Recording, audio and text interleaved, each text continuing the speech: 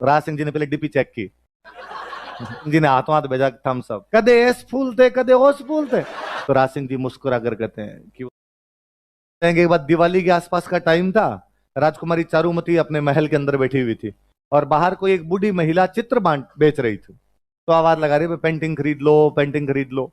तो राजकुमारी ने अपनी नौकरानी को भेजा कि जा बाहर देख क्या कौन है। तो उसने कहा कि बाहर कोई महिला पेंटिंग बेच रही है, सुंदर सुंदर पेंटिंग। उसने बुला लिया। तो राजकुमारी ने खूब अच्छी अच्छी पेंटिंग खरीद ली, भगवान राम की, कृष्ण की, दुर्गा जी की, शिव जी की, भगवानों की खरीद ली। दो चार हिंदू राजाओं की खरीद ली, महाराणा प्रताप, पृथ्वीराज चौहान, हमीर, इस प्रकार के जो राणा सांगा, कुंभा, ऐसे जो राजा हुए उनकी खरीद ली। अब जब कई पोस्टर खरीदे उसने, कई पेंटिंग खरीदी, तो उस जो बेचने वाली महिला थी उसकी कमाई ठीक हुई। तो उसने कहा राजकुमारी जब इतनी पेंटिंग ले रही हो तो मेरे पास एक सुंदर सी पेंटिंग और है, तुम्हें ये तो पक्की लेनी चाहिए। तो दिखा। तो उसने एक बड़ी सी पेंटिंग दिखाई। तो ये कौन है? तो क्या बात करती हो तुम, इनको नहीं जानती? ये भारत के, हिंदुस्तान के बादशाह, मुगल बादशाह, मुगलिया सल्तनत के जहांपना, श्री श्री 1008, आलमगीर अजीमो शान शहंशाह औरंगजेब खुद है। तो उसने कहा अच्छा ये औरंगजेब है क्या, ये पक्का दे दे, ये पोस्टर और दे मुझे तू एक। वो पोस्टर लिया, सारे पोस्टर के रुपए दिए उसको, और फिर अपनी सहेलियां पास में बैठती उनको कहा जूता उतारो और इस पोस्टर पे मारो। सहेलियां और तेज पड़ी, उस पोस्टर पे जूते जूते मारे। महिला दिवस मना लिया उन सब ने उस दिन। अब वो जूते जूते पड़े उस पोस्टर पे, तो बेचारा पोस्टर फट गया। उसने फटा हुआ पोस्टर दिया उस महिला को और कहा औरंगजेब को ले जाके दे देना, कहना चारुमती ने फाड़ा है। महिला दिल्ली गई, दिल्ली जाके उसने औरंगजेब को कहा कि भाई ऐसे ऐसे रूपनगढ़ की राजकुमारी है चारुमती, और मैं तो बता ही नहीं सकता, तुम्हें कितनी गंदी गंदी गालियां निकाली है उसने, और तुम्हारे पोस्टर के टोटे टोटे कर दिए, देखो चिंदी चिंदी कर दिया उसने। औरंगजेब को बड़ा गुस्सा है कि यार रूपनगढ़ की राजकुमारी और मेरा पोस्टर पाड़ दे ऐसे। औरंगजेब ने हाथों हाथ रूपनगढ़ की लैंडलाइन पर फोन मिलाया। उसने कहा मैं राजकुमारी चारुमती से शादी करने के लिए इतनी तारीख को आऊंगा, पूछना नहीं है, मेरा ऑर्डर है, मैं ब्याह करूंगा। रूपनगढ़ वालों की क्या औकात की औरंगजेब को मना करो आप। रूपनगढ़ वालों ने कहा जिस दिन आओ उसे 2 दिन पहले मिस कॉल करना ताकि हम टेंट लगा के तैयार रखेंगे। ये बात राजकुमारी चारुमती को पता चली कि भाई मेरे घर वाले तो मेरी शादी किससे करने जा रहे हैं। तो उसके भाई थे मान सिंह, वो राजा थे। उसने अपने भाई को कहा भाई नहीं, तुम मेरी मर्जी के खिलाफ मेरे से बिना पूछे मेरी शादी औरंगजेब से कैसे कर सकते हो।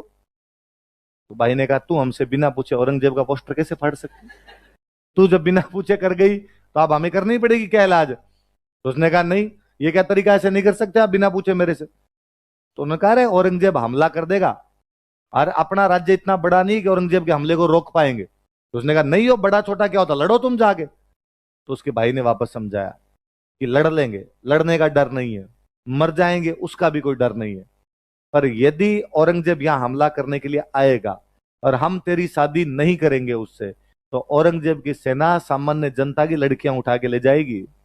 राजा का पहला कर्तव्य जनता की रक्षा करना होता है। जनता हमें टैक्स देती है, इनकी बहन बेटियां नहीं बचा पाएंगे तो यहाँ राजा बनने का तुक ही क्या है। तो इसका एकमात्र तरीका इस प्रजा को बचाने के लिए कि तेरी शादी किसके साथ कर दी जाए, औरंगजेब। उसने कहा कि नहीं, तुम यदि मेरी रक्षा नहीं कर सकते तो मैं मेरी रक्षा खुद कर लूं। तो भाई को गुस्सा है, उसने कहा तो कर ले, खुद ही कर ले। अब वो बैठी बैठी सोचे कि अब कौन रक्षा कर सकता है। और उसे याद आया कि एक दिन टीवी में एड आ रहा था कि यदि कोई औरंगजेब कहीं पर जबरदस्ती करता है तो आप मुझे मेरी इस इंस्टाग्राम आईडी पर मैसेज करें। हेल्पलाइन नंबर दे रखे थे, और उसने कहीं से राज सिंह जी के नंबर कबाड़े और राज सिंह जी को उसने मैसेज किया कि जिस प्रकार भगवान कृष्ण रुक्मणी का हरण करके ले गए थे तथा अपनी चरणों की दासी बना ली थी, उसी प्रकार आप मुझे हरण करके ले जाइए तथा मुझसे विवाह कर लीजिए। राज सिंह जी के पास ऐसे मैसेज आते ही रहते थे, टोल फ्री नंबर पे तो कोई कर देना मैसेज। राज सिंह जी ने पहले डीपी चेक की, ठीक है, फोटो वोटो ढंग का ही लगाया हुआ होगा। तो राज सिंह जी ने हाथों हाथ भेजा थम्स अप। राज सिंह जी ने कहा तुम तो शादी का कार्ड भेज दो, बाकी वाला मैं देख लूंगा अपने हिसाब से। पता चला इतनी तारीख को औरंगजेब ब्याह करने के लिए आएगा। तो राज सिंह ने औरंगजेब को मैसेज किया कि भाई औरंगजेब, वो तुम रूपनगढ़ आ रहा बताया शादी करने के लिए, वहां तू मत जाना, वहां ब्याह मैं करूंगा। अब इस घटना से थोड़े दिन पहले राजसमंद में एक जगह पड़ती है रूपनगर। कौन सी जगह? मैंने लिखा झीलवाड़ा। झीलवाड़ा नाम की जगह पे मोकल की हत्या कर दी, चाचा मेरा महबा कुंवर। वो झीलवाड़ा के पास में गांव और पड़ता, उस गांव का नाम क्या, रूपनगर। सोलंकियों का ठिकाना था, और वहां की एक राजकुमारी थी चंचल कुमारी। क्या नाम था? और औरंगजेब चंचल कुमारी से भी शादी करना चाहता था, पर राज सिंह जी वहां भी पहले जाके ब्याह कर आए थे। तो औरंगजेब ने कहा भाई वहां भी तू यहां भी तू, कदे एस फूल थे कदे ओस फूल थे। नहीं, अब एक जगह तूने ब्याह कर लिया, अब यहाँ पे तो ब्याह मैं करूंगा। ये नहीं चलेगा। देख वहां तूने कर लिया, मैं नाराज नहीं हुआ, पर यहाँ पे तो मैं करूंगा। राज सिंह ने कहा रे मैंने डीपी देख ली, यहां मैं करूंगा, अब और कोई नहीं कर सकता। तो औरंगजेब ने कहा फिर लड़ाई होगी इस बार लड़ाई कर लेंगे, जो लड़ाई में जीतेगा उसके साथ में क्या हो जाएगी, शादी। राज सिंह ने कोई बात नहीं, कर लेंगे, लड़ाई कर लेंगे। शादी का दिन नजदीक आया, शादी का दिन नजदीक आया तो राज सिंह जी ने अपने मंत्रियों को इकट्ठा किया, और राज सिंह जी बड़े यूं टेंशन में एकदम वैसे सीरियस हो गए बैठे हुए। तो मंत्रियों ने पूछा राणा जी क्या बात हुई? तो कहा मेवाड़ एक बड़े संकट का सामना कर रहा है। तो बताओ क्या संकट है? तो कहा मेवाड़ को एक अबला नारी पुकार रही है।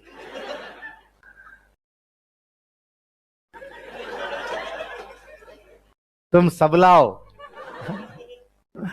तो अबला नारी पुकार रही है।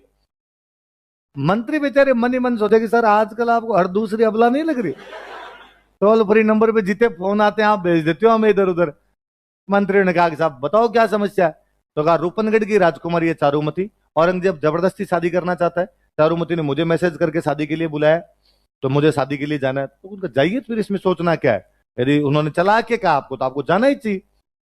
पर उनका दिक्कत यह है कि इस बार औरंगजेब सेना लेके आएगा तो लड़ाई होगी। ठीक है लड़ाई कर लेंगे। तो उनका एग्जैक्टली मैं यही चाहता हूं, लड़ाई करनी है, पर औरंगजेब की सेना को अजमेर में रोकना है, औरंगजेब की सेना अजमेर क्रॉस नहीं करनी चाहिए। मैं रूपनगढ़ शादी करने के लिए जाऊंगा, सेना अजमेर जाएगी, और औरंगजेब की सेना को अपनी सेना तब तक रोक के रखेगी जब तक मेरे फेरे ना हो जाए। जैसे मेरे फेरे कंप्लीट होंगे, शादी कंप्लीट होगी, मैं खुद अजमेर आ जाऊंगा, बाद में मैं संभाल लूंगा मोर्चा, लेकिन तब तक आपको रोक के रखना पड़ेगा। मंत्रियों ने कहा साहब निश्चिंत हो गए, ब्याह के लिए पधारिए आप, तो हम अजमेर में सेना रोक लेंगे, कोई दिक्कत ही नहीं आएगी वहां पर। अब सीधा सा है कि मेवाड़ की सेना जब भी जाएगी तो उसमें सबसे पहले लड़ने के लिए हरावल जाएगी, हरावल में सबसे पहले सलुम्बर वाले जाएंगे, और इन दिनों सलुम्बर के जो सामंत थे उनका नाम था रतन सिंह चुंडावत। क्या नाम था? खानवा युद्ध वाले नहीं, देखो खानवा युद्ध में भी सलुम्बर से कौन थे, पर ये दूसरे फर्स्ट सेकंड मान लो, भले वो पहले वाले अलग थे, ये वाले दूसरे। कहां के सामंत है? कहां के सामंत है? सलुम्बर के सामंत। क्या नाम है? रतन सिंह चुंडावत। और रतन सिंह चुंडावत के पास जब ये समाचार पहुंचा कि आपको कल अजमेर में औरंगजेब की सेना से लड़ने के लिए जाना है, क्योंकि राज सिंह जी शादी करने के लिए कहां जा रहे हैं, रूपनगढ़, तो रतन सिंह ने मना कर दिया, मैं नहीं जा रहा लड़ने के लिए। क्योंकि जिस दिन रतन सिंह के पास यह समाचार पहुंचा था उसी दिन रतन सिंह की खुद की शादी हुई थी, हाड़ी रानी से शादी करके लौटे थे। हाड़ी रानी का नाम था सहल कंवर। क्या नाम था? बूंदी की एक हाड़ी रानी थी, और उस बूंदी की हाड़ी रानी का नाम क्या था? अच्छा, तो बॉर्डर में सुनील शेट्टी के पास में मैसेज आता है कि इधर उसका ब्याह होता है, और इधर कहते हैं कि आपको भारत की रक्षा करने के लिए बाउंड्री पे जाना है। उधर बैकग्राउंड में म्यूजिक बजता है, जाते हुए लम्हों जरा ठहरो, जरा ठहरो। तो वैसे वैसे मैसेज किसके पास में आया? रतन सिंह चुंडात, कि आपको लड़ने के लिए कहां पे जाना है? अजमेर।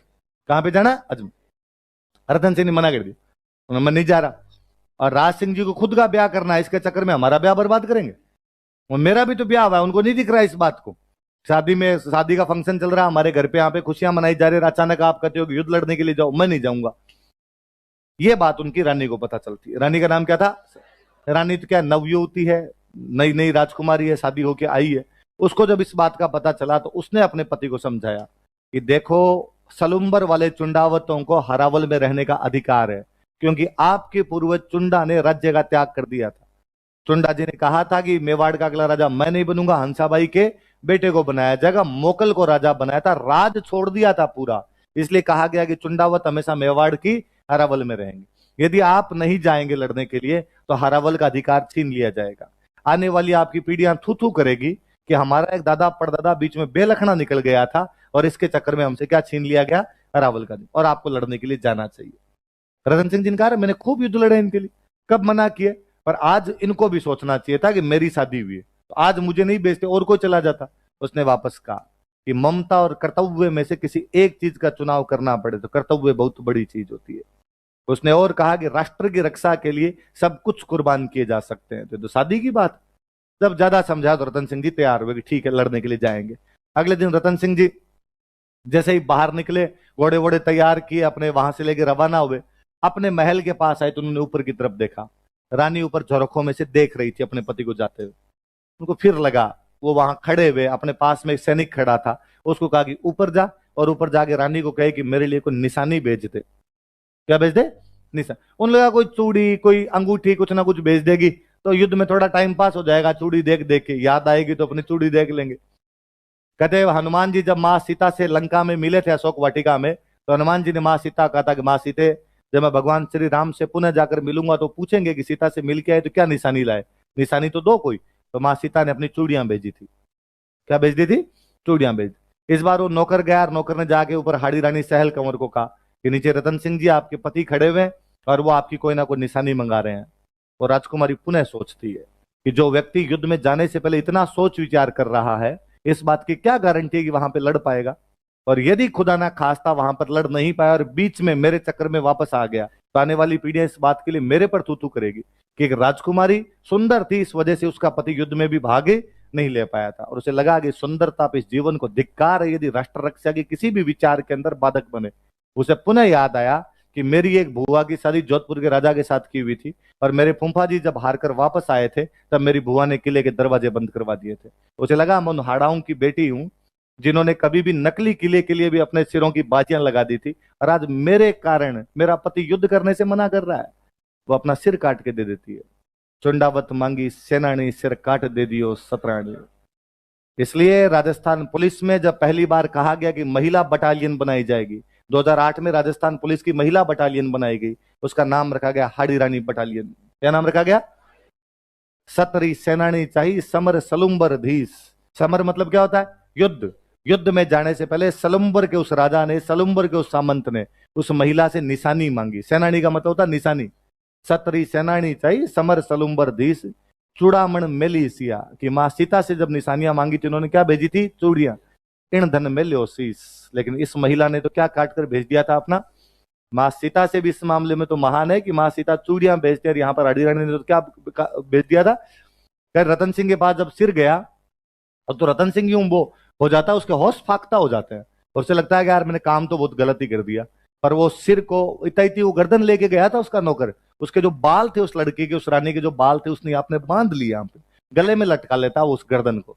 अजमेर वाले युद्ध में वो क्या भयंकर लड़ता है, औरंगजेब की सेना को अजमेर इंच क्रॉस नहीं करने देता। वो उसने अजमेर में मार मार के वापस भगा दिया था औरंगजेब की सेना को। वो उस युद्ध में लड़ते हुए मारा जाता रतन सिंह। मैंने जहां कहीं कहानी पढ़ी थी तो ये कहानी यूं प्लॉट ये था कि राज सिंह जी चारूमती को कहानी सुनाते हैं। राज सिंह जी किसको सुनाते हैं? चलो, कि राज सिंह जी राजसमंद की पाल पर किसी पूर्णिमा की चांदनी रात को वहां पर बैठे हुए राजकुमारी चारूमती को बताते हैं, रानी चारूमती को बताते हैं कि जब हमारी शादी हुई थी उससे पहले क्या क्या घटनाएं हुई थी। तो राज सिंह जी जैसे एंड करते हैं कहानी को, तो राज सिंह जी कहते हैं कि और रतन सिंह चुंडावत हाड़ी रानी सहल कंवर की गर्दन को अपने गले के अंदर बांध कर इतना अच्छा लड़ता है कि अजमेर से औरंगजेब की सेना को वापस भगा देता है, और युद्ध में लड़ता हुआ वीर गति को प्राप्त होता है। तो चारूमती कहानी खत्म होते पूछती है फिर आगे क्या हुआ?